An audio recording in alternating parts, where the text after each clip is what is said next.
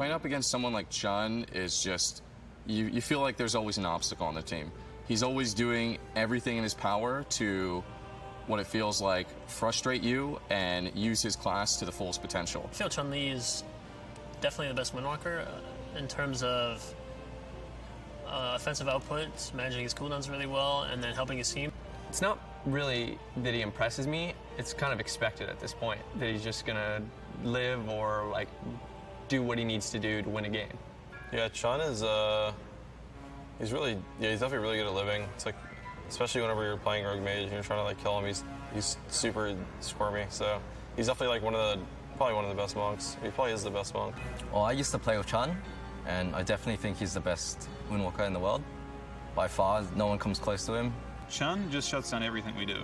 Like his entire thing, it feels like he does incredibly good damage still, incredibly, kind of like goes with his team. But he's also like, you're trying to do your thing, and he's just stopping everything. He's incredibly hard to play against.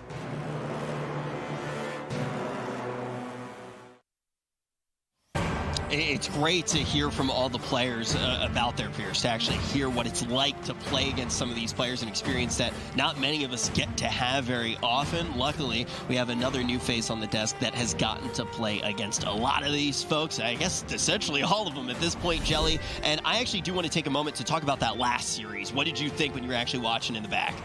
That was completely unexpected. I mean, actually not too unexpected considering Wildcard Gaming did the same thing to our team, the move last year in Poland. They whipped out, we thought they were going to play Thunder, and they whipped out WLS on us and 3-0'd us in the same exact format. The fastest games, and we just lost instantly. We were just in shock. It's such an important thing to actually think about with the history of this team, because they have been able to do things like this time and time again. But now when we actually do look towards our next matchup, I want to start thinking about compositions. Adrian, is there anything in particular that you expect to see? I mean, I think Diabolus, it's very clear cut, and I really, really highly rate these guys. I put them as top 2 team for this tournament when I was predicting. I truly think that these guys have been cut above the rest to some extent, maybe Meta Black ahead of them in terms of the Rogue Mage Druid composition. So I think that's got to be what they play. If they play anything else, I'll be quite disappointed. I don't think they've looked good on any other composition, even since bringing Warwicks on the roster. I think the Rogue Mage Druid has to be the blind for them.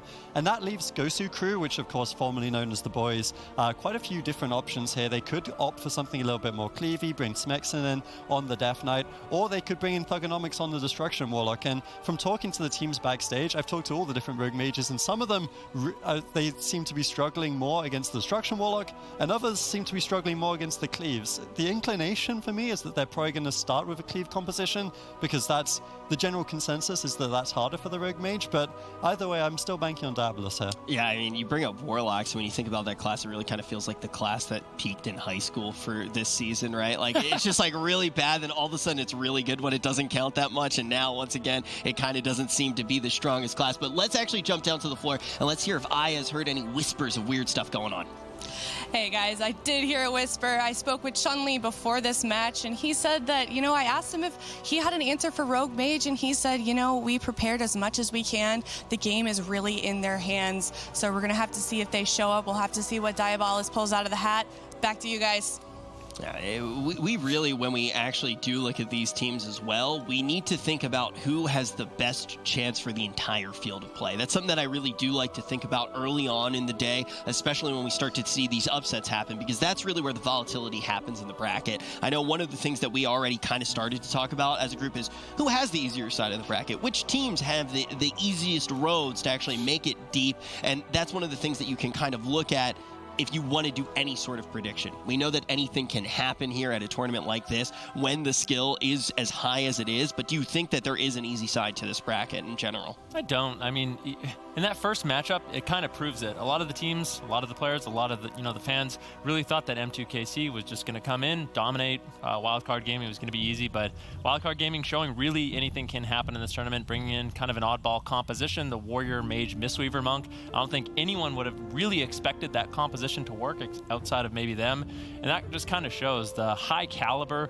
of all of the teams here, all these different players, what they're able to bring to the table, the surprises that they're able to keep and then bring it in a LAN tournament like this. It really is anyone's ballgame. And now, Jelly, when I'm actually looking at this matchup, I instantly start thinking about Death Knights, obviously. I think that this is one of the times that we can actually start to put that class under the microscope. A lot of talk about it right now.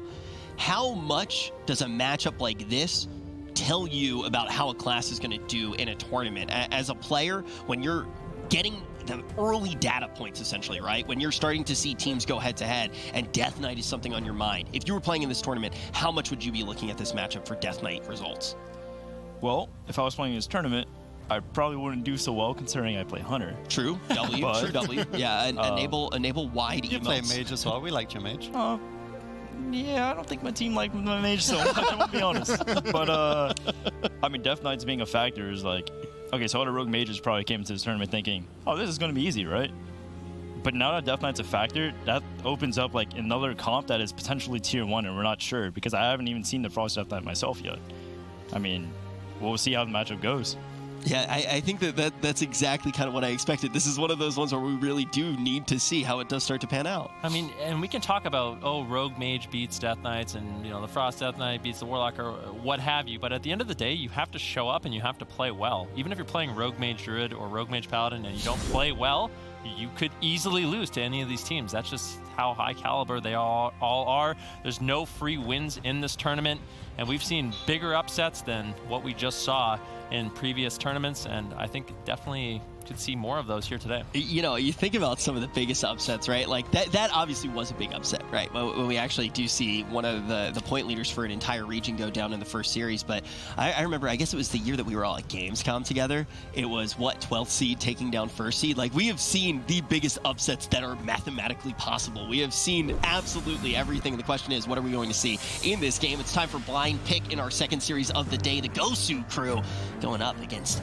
Diabolus. So this is very interesting. The Gosu crew, we did an entire piece on how good Chun-Li has been for them this year. He's actually sitting on the bench in game 1. They're bringing out Smexin on the Warrior. Obviously, Jamili feeling the brutal side of Blizzo in the first series. Smexin looking to do a repeat here against a different flavor of the Rogue Mage on the side of Diabolus. I'm not 100% convinced, honestly. I love how good Chun-Li is, quite frankly, for the Gosu crew. I think he's been instrumental to their success all year. Smexin and Thugonomics have some big weights on their shoulders if they are to pull through. Yeah, so when we look at this matchup, in the past, it's been a story of Rogue Mage Druid survive until dampening, and the Warlock just kind of falls over. So for the Gosu crew, they need to adapt. They need to play aggressive.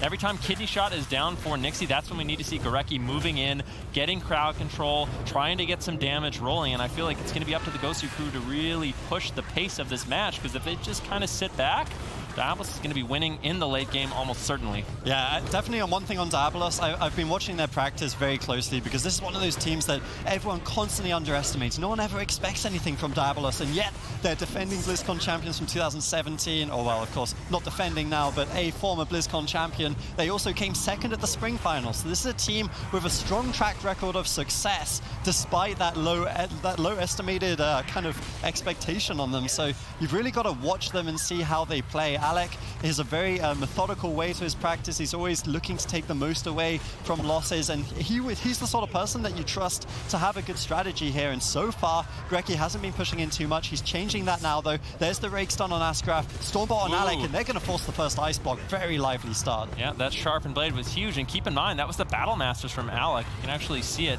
on the UI now. This new frame is really, really nice. You can see all the buffs, all the debuffs as well, and what buttons they're pressing above their frame. So definitely keep an eye out for that. Katie Shot now on Thugonomics. He's getting low. Big damage coming in from Diabolus. Bash over onto Gorecki. All three members looking to get really aggressive, and they force the unending resolve. This is big. Counter Chaos Bolt coming in. Alec in a prime position to just line of sight. He's going to be completely fine. That was a really good offensive push by Diabolus. Yeah, both teams really getting good cooldowns there. Bear in mind that the Safeguard trinket that Thugonomics is running is now a 3-minute cooldown. It got nerfed since the summer season, so 2 major 3-minute defensives forced. That was both the Safeguard trinket and the unending resolve. Thugonomics an exposed weakness, and because of that, Greki's going to feel a lot more cautious when it comes to pushing in. Greki pushing in, I think, is one of the big win conditions for Gosu Crew. He needs to get crowd control into Asgraf, apply pressure, because otherwise Alec is just going to have no problem at all sitting by this pillar, line of sighting Chaos Balls, and I don't think Smexon's going to solo him through the rest of Druid Halls. Yeah, we've seen Alec do this. He loves this. Just being at the pillar, you know, basically tanking the melee from the enemy team, just surviving as long as possible, allowing Nixie to get aggressive. Now Thugonomics, he's in a bit of trouble. There's a War Banner dropped out by Smexon and actually managed to land on that sap. Cheap shot coming in, but that War Banner just getting so much work done. Really nicely timed there by Smexon, freeing up Gorecki from the crowd control, allowing him to land the Iron Bark. And quite honestly, I think Thugonomics is going to be fine, but now it's Alec on the back foot, getting too aggressive. Both ice blocks now down, and Diabolus in a position where they have to start playing really defensive. Asgrath could easily just fall. He's speared out in the open. Big Chaos Bolt gets interrupted. Nicely done by Nixie. That would have been the end of Asgrath. And now Diabolus in a position where they are playing quite scared. Yeah, Diabolus, they went for the kind of all-in play there, and Thugonomics honestly was the one that shut it all down. He got a beautiful double coil to initiate, then he locked out the Cyclone as well as that War Banner from Smexon. So the entire Gosu crew protecting Gorecki from crowd control, and as dividends of that, all the mobility was used, and they force out that second crucial ice block. So very nice play from the North American squad. They want to make sure it's not a European show here at the Summer Finals. They seem to have a bit of a lead as Dampening hasn't even kicked in yet. We still got no ice blocks on Alec for about 3 minutes. Asgraf, though, beautiful preemptive Iron Block on that stun, denying this push from Gosu crew. Now that Iron Bark's down, though, you can start to look. Dark Souls coming up for Thugonomics. He has a big opening to potentially end the game. Certainly does. Gorecki's mana around 40%. Asgaroth does have a lead in that regard. We'll have to see if Gorecki does sit down for a drink. Like we kind of said, for the Gosu crew, it's all about playing aggressive. Right now, Gorecki's positioned very far away, and I think he's going to be able to recover some of his mana via drinking. We'll have to see what Nixie can get done. Thugonomics denying him with the fear. Now Gorecki landing the full rake stun on Nixie, and it's still just Smexon. He's trying to keep the damage rolling on Alec, but if Alec is allowed to just play at the pillar, play defensively, Asgaroth can heal him up, I think he's ultimately going to survive as long as he can LOS Thugonomics, and it seems like for Diabolus, that is the main strategy. Just try to live. Try not to take any damage from Thugonomics, and if they can do that, I feel like that's the winning strategy. Yeah, once again, beautiful preemptive Iron Bark from Asgraf there. He did a good job recognizing Gorecki went into stealth, able to play through that. And I mean, as we say, it's Gosu crew, oddly enough, they're actually on a bit of a timer here. The Warlock, a lot of his defense is self-healing, and as you can see, we've just approached that dampening ticker. So minus 1% on healing, that's going to keep ranking its way up every 6 seconds, or every 10 seconds, sorry, on the timer. So healing is going to be reduced, and that will hurt the Warlock more than anyone else on the map in this one. So the Gosu crew, they've still got a 1-minute window where Alec doesn't have any of his immunities. They need to keep pushing in. Gorecki needs to be the playmaker since Thugonomics is a lot less mobile. If they can find something, they could potentially win the match. Asgraf's mana has evened out. This is still a very close game. Too close to call, I would say, as we approach Dampening. Yeah, Smoke Bomb drops in. Cheap shot onto Gorecki. Nice setup here by Nixie. There's the full Cyclone. Thugonomics is in a lot of trouble. Mortal Coil comes in, healing him up just a little bit. That Unending Resolve making him very durable in this situation. Alec not able to find too much damage, and Thugonomics should be able to hold on. Gorecki with his Innervate just spamming out inefficient heals. Can he top off Thugonomics? That is the question. Right now, we're very early stages of Dampening, around 6%, so it is feasible that the Gosu crew can completely stabilize right now, but at the cost of a little bit of Gorecki's mana. But Asgrath, he hasn't been able to sneak away and get any drinks, and now mana for both these druids is relatively even, Adrian. Yeah, it's honestly quite surprising that Thugonomics is still low here. Potentially, they're trying to bait Diabolus, because if Diabolus crosses the map here, Alex still doesn't have any ice blocks. It's actually Gorecki pushing in. He gets bashed up first. This could be scary. He has able to top off Thugonomics. We see the Hibernate, though. Good War Banner from Smexon is going to deny a lot of that incoming crowd control. Very nicely played. Now they're looking for the counter aggression. Ice block is up in 10 seconds for Alec. If he doesn't make it to that immunity, they will lose game 1. Iron Bark Trinket traded out from Asgraf should be enough, and he's got both ice blocks available in 20 seconds. If they survive till that at 10% dampening, Asgraf can potentially start looking for drinks to regenerate his mana. The elongevity of this game, we've talked about it, Diabolus will be favored as Thugonomics once again is falling behind. He definitely is. Cheap shot onto Gorecki. Got the preemptive Iron Bark, but now into a full Cyclone. I don't know if it's going to be enough. Alec trying to get some damage rolling. Thugonomics doing everything he can to survive, but if he gets interrupted, and he does, it's going to be a nightmare situation. Gladiator Safeguard procs, that's a little bit of durability there for Thugonomics. At 14% dampening, Gorecki uses the rest of his mana. Kleptomania Spellsteal coming in from Alex. Now Thugonomics is completely naked in this situation in a kidney shot, and I think he's just going to go down with a cheap shot onto Gorecki. Nicely done by Diabolus, and they just played their strategy perfectly. Alec was able to survive. They outlasted the Destruction Warlock, and that was just clinical gameplay. Yeah, even though when you talk about who did a good job, both of these teams looked fantastic. With how the Gosu crew was playing at the beginning of this game, and after what we saw in the first series, I was starting to ask if we were going to have to start changing the spelling of RMD and just Rogue Mage in general to R Omegalol Guemagedruid. But we are going to see an RMD finally coming out on top. Why is Diabolus able to do it here?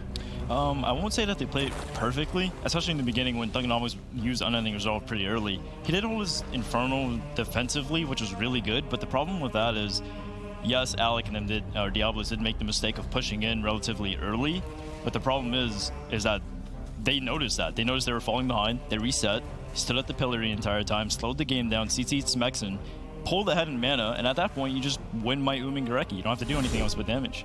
And it was just so much on the razor's edge there as well. You keep talking about, Adrian, those ice blocks. They're about to come up. You're counting it down, but there were definitely kill windows there throughout the entirety of that. Yeah, certainly. I think one of it did come slightly off of a mistake. We talked about it during the cast, where there was that one moment where they noticed Thugonomics. They had a really good push earlier in the game. They forced the Unending Resolve and the Gladiator Safeguard, so they went for the all-in play, and it actually ended up costing them their second ice block, and meaning that for 3 minutes they were in a dangerous situation where they didn't have any of those immunities. And that's kind of one of the things in tournament play. You've got to sometimes avoid that temptation because they know they have this late game win condition, right? Like they keep the damage applied, as Jelly said, probably they're going to have the mana win. And I think here, you know, they kind of got a little bit overzealous, but they correctly identified that, went back to playing the way they love to play, and that's how come they were able to soundly secure it. That's funny. I actually talked to Alec a little bit about that because we sometimes see him get aggressive and trade out those ice blocks. And his philosophy is basically, as a mage, if you don't want to die, you won't die. So that's what happens. When he doesn't have the ice blocks available, he just sits behind the pillar. He has a Resto Druid healing him, and it's basically impossible for Thugonomics to get off effective damage. And it's also pretty much impossible that Smexen's going to solo him down. So when he has those ice blocks, he's willing to push in, he's willing to get aggressive, take risks, but when they're not there, he's AFK. He's just going to be letting his Assassination Rogue put in the work, and that's what got them the victory. It's definitely better to just make sure you at least use the ice blocks, right, then? Nah. I missed you, Rich. Now we're going to see the compositions that are going to be locked in on Hook Point. And when we look on the side of the Gosu crew and we see the Warrior yet again, are we surprised by how much Warrior we've seen to kick off the day, Jelly? I mean, yeah, I've spoken to a few of the teams, and they've all told me Warrior is a terrible pick in a Frost Mage, and here we are, 2 Warriors back-to-back. I mean, this is going to be an interesting tournament. Yeah, I think that it's so funny the amount of times that we've actually been in this situation, Ben, where we hear all the players saying, yeah, this is the first tournament where I feel like it's just such a fixed meta. We really only expect to see, 2, maybe 3 compositions come out. And then within the first series, we've already just seen more compositions than they even predicted to see. And we're going to have to see if that's going to be a theme for the day. Already, we are going to see Alec and his squad pulling out ahead. Will the Gosu crew be able to even out the scale? Yeah, I'm actually... I don't know. I almost feel like the fact that Diabolus did take those risks might have baited Gosu crew into a false sense of, hey, we can win this matchup. Because I really feel like Diabolus 9 times out of 10 will win this. They've been, I said it at the start of the series, these guys have been very clean. They know exactly how to win a match. The only team that's really caused them any troubles whatsoever has been Method Black in those mirrors. And even there, they've been able to take series. So I think Diabolus is a team that can be underestimated very easily. I'm not entirely sure why. We asked the teams and they're like, well, they maybe question individual performances of certain members, but time and time again they show up. And here in Game 2, it is a smaller map, which is what the Gosu crew's playing for, but they're going to need a big win here to turn around the series. Yeah, and they have to play aggressive, because like we saw in the last game, if they just kind of sit around and wait for the game to go to a long period, then they're just going to lose. So for the Gosu crew, it's all about aggression. We have to see Gorecki moving in, getting aggressive, landing crowd control, but look at Thugonomics, it's just so difficult. You're just caught in Frost Mage snares, you're caught into kidney shots. Of course, Nixie on that Assassination Rogue is going to have the really low cooldown interrupt, a kick, and he can just really shut down and deny Thugonomics. Thugonomics already trading out his Unending Resolve. That's his major defensive cooldown. 1 minute into the game, Gorecki's into a sap. They're trying to get something rolling here onto Alec. They might be able to force out an ice block. No Ironbark. Alec has to be a little bit careful. He trades out his first Ice Block, but that honestly is a really good trade for the Unending Resolve of Thugonomics. Yeah, it is a pretty good trade, but they were looking for more there. You could tell by how late he Ice Blocked. He really wanted to get the kill. They were looking at least for Goreki's Trinket without using the blind, which you can see is still available for Nixie, and Thugonomics is so far behind here. Rallying cry from Smexin. Last line of defense, blind still available. Goreki does have his Trinket, but doesn't really have too much to deal with. The Maledict's coming in, as you say, but Alec, once again, he's played aggressive. Ironbark Temporal Shield. This is the bash. This could be the kill still. Unbelievable pressure from Diabolus. Thugonomics just isn't getting healed. Goreki needs to do something quick. Finally looking for some heals, but he gets cycloned by Asgrath. Very nicely done. Asgrath has been on point with these cyclones, denying the heals. Now Garrote Silence onto Goreki. Thugonomics is still low. They need more crowd control onto Goreki, or I think he can top off Thugonomics, and there it is. A huge heal from Goreki off the back of that Ironbark. The Gosu crew stabilized, but this is not the position you want to be in. In the early stages of the match, theoretically, this is where their composition has an advantage, and if not, why are you picking it? Yeah, certainly, this is what they were looking for the win here, and once again, Alec, you know, he did play aggressively. He traded out one of his Ice Blocks, but he still has another one available, and the last game only lasted about 5 or 6 minutes before, you know, Goreki was already tapped, and he's had a bad start to this one, already at 50% mana, 2.5 minutes in. Dampening hasn't even started to elapse now. We've got the full bash, Hibernate Sheep combo, perfect Mage Druid synergy, but the fear from Smexin there to deny, looking for counter pressure. Goreki unable to find Cyclone once again. Temporal Shield on the Chaos Bolts. Alec, perfect positioning behind the pillar, understanding what he needs to do to win this matchup, and he survives. Bash on Asgrath. Goreki now getting aggressive. This is what we wanted to see. Alec behind the pillar. Is it going to be a second Ice Block? Polymorph gets reflected by Smexin, who's using his Whirlwind to get some consistent damage out. Asgrath's still in a great position with no crowd control on him to top off Alec. And good defensive plays here by Diabolus. Thugonomics with his Unending Resolve, rotating up in around 40 seconds. Should be quite safe. There's the cheap shot. Alec looking for a Ring of Frost. Can he find it? No. Gets denied by the Mortal Coil of Thugonomics. Very nicely done. Now Diabolus in a position where Alec used his mobility to move in and get crowd control, was unable to find it, and this is when the Gosu crew need to strike back. Yeah, certainly they need to find something here. You can see Chaos Bolts coming in. Thugonomics landed a good counter spell over onto Alex. Arcane School, meaning he couldn't blink away, he couldn't polymorph to deny any of that damage, so it was nicely played, but Asgrath at the same time, Ironbark, he can free heal now. His mana's not looking too bad here as we are 4 minutes in. Alec taking a bit of damage. Goreki with that Feral Affinity. As we've said time and time again, he is one of the best when it comes to offensive play on the Druid. Certainly nothing that Alec wants to be contending with as he blinks away. Now Goreki caught up in crowd control. Thugonomics, low Cyclones. Asgrath taking control here for the European squad with triple Cyclones, but Goreki is all over the game. He's going for the pounce once again over onto Alec, but without the damage to back it up from Thugonomics. Again, he survives, and Diabolus edge closer to that win condition. Yeah, Goreki's running behind, or falling behind in terms of mana. There's a kidney shot on the Thugonomics once again, and every time that kidney shot lands, we see the Kleptomania spellsteal from Alec. Thugonomics has no heal over time effects right now. He's completely alone. Cyclone onto Goreki. Diabolus could easily close out the game. This is the Unending Resolve. Thugonomics trying to keep himself alive. He gets interrupted on the Chaos Bolt, which is basically leaving him to be a sitting duck in midfield.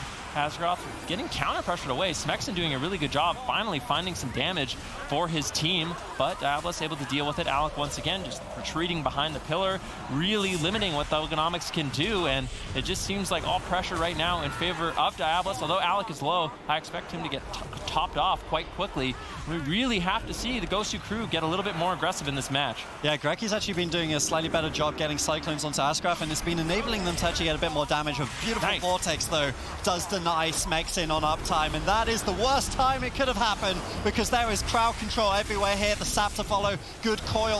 Asgrath actually triggers out the coil for aggression here. He trinkets to get the Cyclone over onto Goreki. Are they going to land the kill off that? Because once again, it's an aggressive play that could be punished unless they get the kill, which they do, and Diabolus are 2-0 up in the series.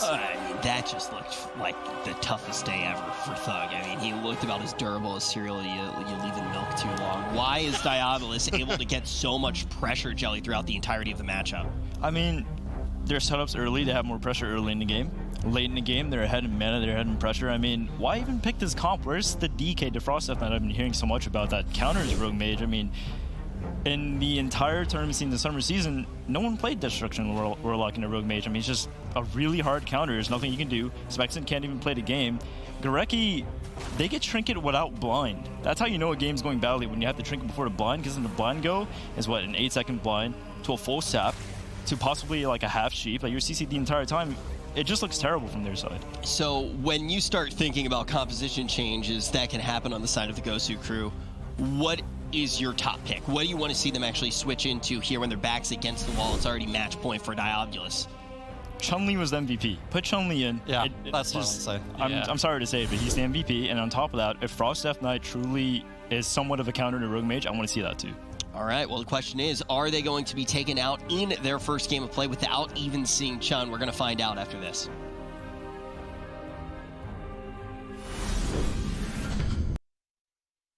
We feel really good coming into this tournament because I think we have some answers for Rogue Mage that we just need to practice a bit more and get a little bit of the strats down and just get games played to be able to win. Definitely something that we want to keep in our minds here as we actually do see what the Gosu crew has been working with. Not necessarily the compositions we expected to see. If these are some of the cards that they had hidden up their sleeve, it might not be coming to fruition. This looks like a very tough matchup, in particular for Thug on the Warlock.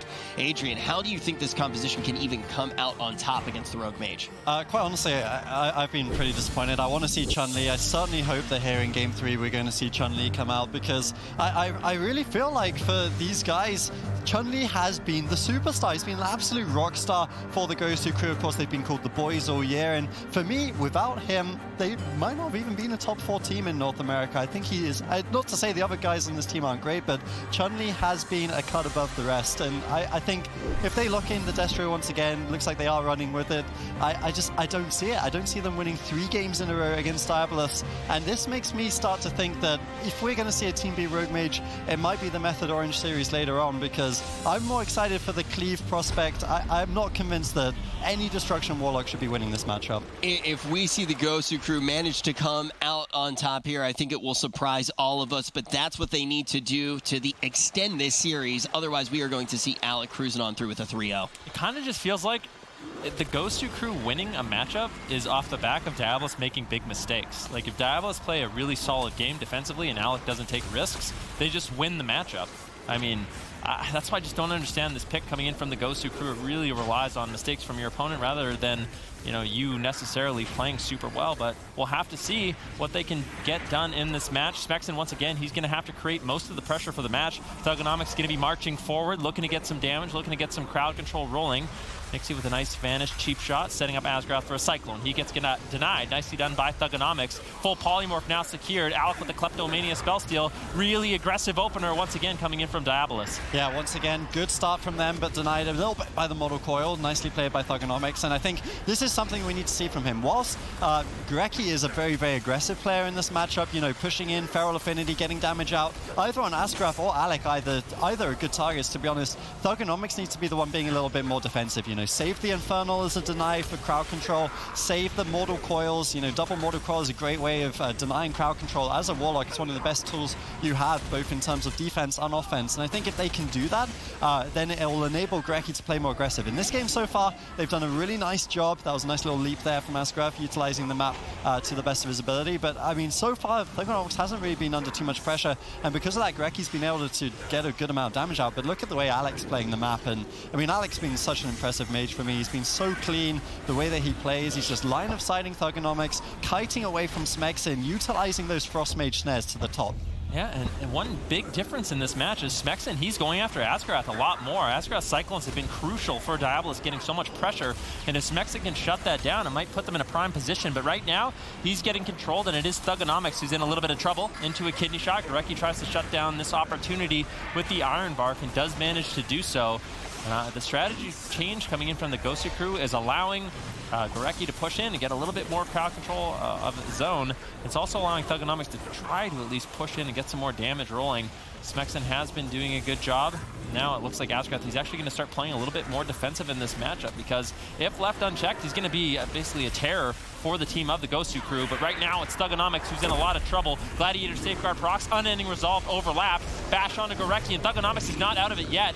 Alec getting a little bit low. Temporal Shield bounces his health back up, and it's still the Gosu crew on the back foot. I actually really respect this play from Alec. So Thugonomics, to counter-aggress, he used the Infernals into the Shadow Fury, and Alec, immediately identifying that, played it safe. He went for the Sheep on Thugonomics into the Re-Sheep. Even though he was low on health, they recognized there was unlikely chances for the kill, and now because of that, they still have high ice blocks, high mana. You know, the defense is looking great for them here in Game 3 of Dalaran Suras, and Thugonomics, he's behind, you know, he doesn't have that on any resolve. So the next big push here, which will probably come with the blind from Nixie, could be something that the Gosu crew has to respect. And Greki, you know, he's got no room to move. He's not able to get onto Asgraf. Smexin either. This Arms Warrior, we talked about the Arms Warrior being picked into these mages. I think into Jumili it made a lot of sense. You know, he's playing the Fire Mage, doesn't have access to so many snares, but against the Frost Mage, playing Arms Warrior just looks so difficult for Smexin to get anything done. He hasn't been able to be the kind of breakable force that Blizzo was in the first series of the day. Greki now trinkets out of blind. Next crowd control chain, he won't have access to that trinket, and Thugonomics is going to be vulnerable. Well, Smexin, I don't think he's been doing a bad job. The problem is, anytime his team has pressure, Alec can just run and hide. Asgraf can run and hide. And guess what? Thugonomics, he's just waddling to his target. He can't get any casts off, and his ability to really help in a kill situation is negligible. But we do see Alec into a first ice block, and it's off the back of Gorecki and Smexin getting really aggressive. And that's why I just don't like the destruction more like that much. But Thugonomics still able to hold it down. He is able to survive. Kitty shot on Thugonomics with the smoke bomb. Garrote Silence coming in. Gorecki gets polymorph, but a preemptive Iron Bar. I don't know if that's going to be enough to keep him alive. If they can continue this crowd control chain, it's going to be really scary for the Gosu crew. Full Cyclone coming in from Asgrath onto Gorecki. Thugonomics getting low, and this is looking like it could easily just be a 3-0 series in favor of Diabolus. Garrote Silence. Nixie doing a really good job extending the chain, interrupting Thugonomics. He's holding on by a thread. Mortal Coil keeps him alive. And in a complete miracle, Thugonomics gets topped off. What a close call. Yeah, Thugonomics did a really good job there. He actually landed Fear into Re-Fear on Asgraf's trinket. If he wasn't able to get those Fears, if there was any interrupt, those Cyclones would have been chained, and that would have been GG for Diabolos. But still, the Gosu crew surviving on a thread. Asgraf used his trinket in that exchange, identifying that. You can see Smexin actually going for damage. This is Chaos Bots coming in on Alex, second ice block. Now, how does he choose to play it? They have aggression in their favor, but now no ice blocks, no trinket on Asgraf. Suddenly the Gosu crew have a major opening here for quite a while, and Alec is actually caught up in the middle. There's no pillar nearby. He needs to kite away, deny Chaos Bolts, because if these Chaos Bolts start crashing in, we're in dampening. Smexin is uptime. This could be the match. Well, here's the thing. Thugonomics has been under a lot of pressure, but now I feel like Diabolus, they need to just play it safe. They win if they can just last to the late game, so don't play too aggressive. If Alex is just going to sit in the open, like you said, then Thugonomics is going to be able to tee off on him and get a lot of damage rolling. Alec now behind the pillar. This is the position he really wants to be in this matchup. Just allow Nixie to put out the consistent damage, throw in your instant cast burst, throw in the Kleptomania spellsteal, and just survive as long as you possibly can. And I think Diabolus go back to that strategy. I don't know what the Gosu crew is going to be able to do, but the Gosu crew, they have a big opportunity here. There's no Ice Block or Cold Snap available for another 4 minutes. If there's any moment in the game where they could actually win, it is going to be now, and they have to try to make something happen quick. Yeah, Greki has no mana. He knows that this is the last push. They have the Mortal Coils off of this stun. Double Mortal Coil could be game winning. There it is. The coil comes in, but it was pre-dispelled by Alec, not landing on 2 targets, meaning less healing and less potential here for the Chaos Bolts to come crashing in, though one does land. Very nicely done. Counter spell used onto Alec, meaning that Asgraf can now get some heals. They're actually going for aggression here. This could be a risky play. Asgraf exposes himself, gets caught up in the fear. Blink away from Alec. Asgraf trinkets out of the bash, trying to reconnect with his mage here, who has done a great job. By Alec. Beautiful blink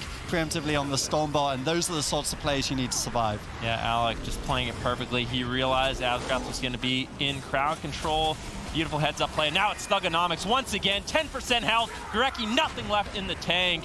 And there was a moment in that game where it looked like they could get a win, but for the Gosu crew, they have to go back to the drawing board. Diabolus playing this rogue mage, complete domination. It always looked like an uphill battle, though. Like, yes, there were moments where it was like, okay, I think the Warlock might be able to close this out. I mean, even in the first game, right, when you were actually looking at the situation with the ice blocks, but even when you think about why those situations arose, it was because they decided to use the ice blocks to get aggressive in the first place because of how confident they were in the matchup. Jelly, this one just looked so difficult to play. I mean, think about the very ending. They were falling behind in pressure. He blinds Smexin. What can Smexin do? He's stuck in a blind. How do you use blind defensively? He did it. The Rogue Mage has so much utility. They have more mana. There's just so much pressure going out the entire game. Thugonomics is getting interrupted off cooldown as I'm saying that. He's interrupted right there. I mean, that looked terrible. I don't know if the Frost Death Knight was weak, because I've been hearing in War Games that actually the boys' Frost Death Knight Windwalker was very weak compared to Sea-Doo's, and I think that's the lack of experience on Shaman that Gorecki had compared to Sea-Doo. Okay, so maybe that's why they're straying away from that composition a little bit. Yeah, it could be, and like you said, and we saw the last few moments of that game, it really just feels like if Diabolus, they can just play defensive. We even saw the blind, like you called out, onto Smexen. All they have to do is live, interrupt Thugonomics, and they're just going to out-mana Gorecki, and this is what we've seen time and time again in the summer season. It's why we don't like seeing Destruction Warlocks into the Frost Mage Rogue Druid, and I don't know, I feel like the Gosu crew, they kind of got ahead of themselves. Yeah, I feel like actually getting in a position where you're going to drop a series without seeing Chun means maybe your picks are a little bit off kilter. Yeah, I wasn't a big fan. I mean, maybe there's some reasons. We've heard kind of question marks over some of the Death Knights in the tournament as well. Like, I mean, Mez seems to be considered by most people here to be the best Death Knight in North America. It's Swapsy in Europe. According to most of the teams we've talked to, maybe Smexen hasn't had so much time on the Frost Death Knight. You know, he's playing multiple classes, known for the Warrior, so maybe that's a little gap there as well. They felt like, you know, they're known for these 3 classes. Maybe just give it your shot on your main classes, and ultimately it's not going to fall out here. But I think one of the other things to note is that some of the Rogue Mages, I said it at the start, have been struggling against different compositions. Diabolus, they were one of those teams that maybe they hadn't had the cleanest games against Destruction backstage, but we know, and we've seen it time and time again, that on the main stage, these guys are a completely different beast, and that's why I had them as a top 2 team, because if they're already looking that good online, normally they're not. Last time they were 4th coming in online. This is the best online performance they've had, I think, ever. And bear in mind, this is a team that's won BlizzCon in the past. Yeah, also, you know, when you're talking about picks, one of the glowiest brains in World of Warcraft to actually talk to about picks is going to be Alec. Let's hear what he has to say about that last series. Hey, you guys, I'm here with Alec. Now, you guys have told us in the past several times that you don't really, despite your performance in the online cups, the lands is where you guys really shine. Do you think this series win has proved that? It absolutely proves it. We struggled with Destros before we came here, and even at the LAN, first day, we lost to every Destro we met. We went home, took our notepads, figured everything out. Now we know perfectly how to play it both sides, and we're not going to lose to that. And yeah, we just learn more than other teams here. Now, we've heard talks that Rogue Mage could have a counter with the Frost Death Knight. Are you surprised they didn't pull that out today? No, because we haven't lost to Frost DK in a while. Like, you're not going to beat us with cheese. Love the confidence. Now, you go on to face Wildcard Gaming. Are you ready for that series? I didn't expect them to win, but they clutched it. Very dominant performance, and yeah, we'll see. It will be interesting. All right, well, thank you so much and good luck. Back to you guys at the desk. Okay, so the first part of the interview basically saying exactly what we heard cheese. From Healing Staff. but then, yeah, at the end of the interview, calling Frost Death Knight cheese. Do you think that Frost Death Knight is cheese? That might be understating it a little bit. I don't think so. I think the reason that maybe you lean towards calling it cheese or maybe saying that it's somewhat gimmicky is just based off of how Heartstop Delirium works, because on paper it sounds like something that is so wonky that's cheese, but I feel like it is just good. Like, it just seems good. I mean, if I was playing against you, I would not want you to be able to shimmer, and that's exactly what it's going to be able to give you. Yeah, it's really good. I mean, those 2 talents in particular are just really good at shutting down mobility. It turns your 20-second shimmer into basically a 56-second cooldown. So all those annoying blinks that allow mages to get off cast, get off crowd control, all of a sudden you don't really have to deal with that. And I think that's part of the reason why the Frost Death Knight is strong, but we'll see. I mean, Alec, he's feeling confident. That was a very dominating performance. And so far, we've seen 2 European teams 3-0 against the North American competitors, and we'll have to see if that trend continues. Our next match, of course, is going to be Method Black going up against Method Orange. And I had Method Orange winning that one, but I don't know, these EU teams, they've been putting on quite a show. Do you think that Method Orange is NA's best hope here in this tournament, Shelly? They're not the worst, that's for sure. I mean, I hope not. I hope they at least take a game. I honestly might agree with Ven with the Method Orange comment. I mean, when I got here, I said Method Black would definitely just dominate everybody, but Method Orange always pulls something at the last second, I feel like. And now when we talk about the Frost Death Knight as well, I think this is really the place where we start to see it put to the test. I would be very surprised if we didn't see Mez actually coming on the Death Knight. I certainly first things first, I really hope that Mez comes in on the Death Knight, because that's been their kind of point of excelling throughout the year, you know, playing these cleave compositions. And I think Method Orange has been in a very interesting spot backstage, because when they've been playing war games, they've not been doing bad. In fact, every time I've watched them, they've at least gone 50-50 with whoever they're wargaming, oftentimes actually getting the better end of those exchanges. And yet, they're the team that struggled hardest to find war games here. No one wants to play against them, either because they don't think there's something of value they can get out of war games against Method Orange, or because they just don't really respect them here at this tournament. So it is a really peculiar situation for these guys to be in, and I think it's one they've been in before. We've seen it go both ways. We've seen them win BlizzCon, and we've seen them go 0-2 at these finals. I'm very curious to see this next series. You know, I've had the fortunate opportunity to see these guys at quite a few tournaments, and right now, when I look at Method Orange, I see the confidence that they've had at some of their biggest wins. Is that going to be enough for them to take down Method Black, though? Because when you talk about this squad, this is the most dominant team we've seen really in the history of World of Warcraft. This matchup, definitely a classic, and we know that you all love some classic. Let's see who's going to take it when we return.